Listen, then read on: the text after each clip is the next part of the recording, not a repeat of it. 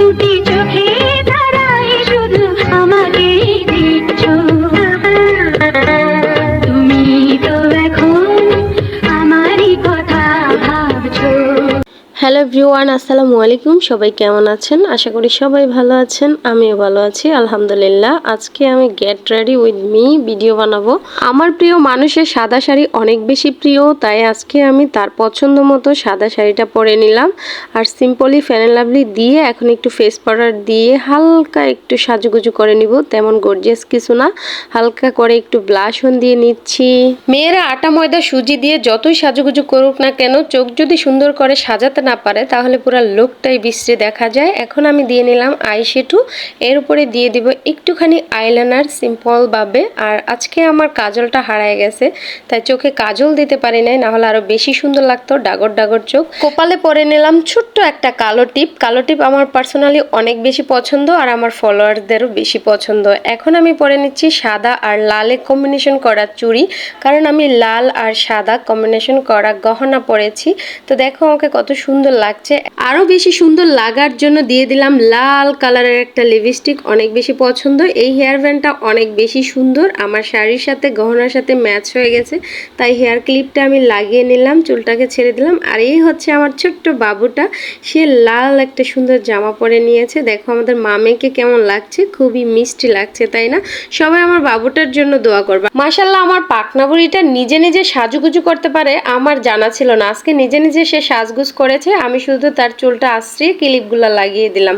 আচ্ছা, আমার ভাগ্যটা এত খারাপ কেন? এত কষ্ট করে আমি সাজুগুজু করলাম, তেমনি আমার রিং লাইটটা নষ্ট হয়ে গেছে, তাই ভালোভাবে ক্লিয়ার ভিডিও আমি করতে পারতেছি না, এজন্য খুবই খারাপ লাগতেছে। আর এই সাদা শাড়ির সাথে আমি সাদা চশমা পরেছি, কেমন লাগতেছে। আর চুড়িগুলো আমার অনেক বেশি ভালো লাগে, আর কাচের চুড়ি আমার সবসময়ই পছন্দ, ঝুনুর ঝুনুর শব্দ করে, সেটা আরো বেশি ভালো লাগে। আচ্ছা, সম্পূর্ণ আঁচলটা যদি উঠায় ফেলে আমাকে কেমন লাগে? ভালো লাগছে না, তাই না? আর সানগ্লাসও ভালো লাগছে না, চাই। এখন এই যে বোতল, এই বোতল দিয়ে আমি ভিডিও বানাবো। फ्लर्ट मत करो, शादी वाली बात करो, बाकी सब छोड़ो, ये लो मम्मी से बात करो। हेलो, अरे आंटी तुम क्या जानो, ये बच्चों को देखो क्यों इससे परेशान हो। আমরা এখন রেডি মামে এই যে টিকটক করার জন্য হাজির। আমরা এখন কোথায় করব? সিঁড়ির মধ্যে করব, কারণ আমরা গরিব। আমাদের কোনো ছাদ নেই, রাস্তাঘাট নেই, কিছু নেই। আর এত রাত্রি করি আমরা রাস্তায় যাব। এখন 11:30 বাজে। ওরে বাবা, 11:30 বাজে, 11:30 না, 11:29 বাজে। আমার ভাগ্যটা এত বেশি খারাপ, আমিও ভিডিও বানাইতে প্রিপারেশন নিয়ে রেডি টেডি হয়ে আসলাম, তখনই কারেন্ট চলে গেল। ভাবছিলাম রাস্তায় গিয়ে ভিডিও করব, কিন্তু এই শাড়ি পরেছি, এভাবে আমি তো রাস্তায় যেতেই পারবো না, তাই ভাবলাম সিঁড়ির মধ্যে করব, কিন্তু সিঁড়ির মধ্যেও করতে পারলাম না। তাই আমি বারান্দায় চলে আসলাম, আর বারান্দার মধ্যে করতেছি, লাইট নাই, অন্ধকার, কি যে একটা অবস্থা।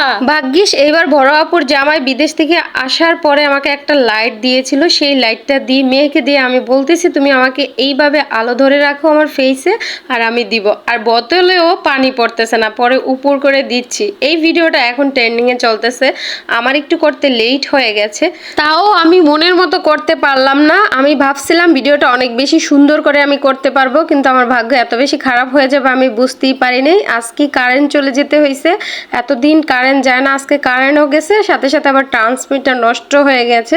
আজকে রাতে কখন যে কারেন্ট আসবে সেই অপেক্ষায় থাকলে সারা রাত জেগে থাকতে হবে। অলরেডি 1টা বেজে যাচ্ছে, তো আমার কিছু করার নাই, এভাবেই ভিজতেছি। অনেক বেশি ভিজলাম, গোসল হয়ে গেছে। দেখো ভিজা শরীরে আমাকে কি বিশ্রী লাগতেছে। গাইস, ভিডিও করতে গিয়ে আমার অবস্থা খারাপ।